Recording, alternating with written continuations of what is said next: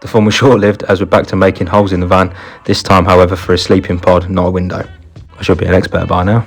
This is the exact same process of fitting the past windows, punching the holes through and marking up with a Sharpie pen, masking tape, holes drilled, and we're ready to rock and roll. I feel like I'm really treating you now, as I've managed to get every single part of this without either being in the way of the camera or just not bloody recording it. As you can see, the process is pretty much identical to fitting a window, cutting out the hole and filing off the edges. Now, one thing I've started to do differently after a little bit of learning is to etch the surface, as you'll see here, just to give myself a bit of confidence it's definitely going to stick. Once the surface was etched, I give it a good clean with some heavy duty degreaser, which was also applied to the sleeping pod itself. Once both surfaces were clean, I painted the primer on the van, neatly doing this as the edges were very, very tight where the pod is to finish. And of course, primer was also applied to the pod itself. I made sure to dry fit the pod first to make sure the masking tape was correctly located. For this installation, I decided to use Sikaflex 522 as opposed to a windscreen glue. It was so much easier to use, which I'd highly recommend, and it's been on with no issues ever since.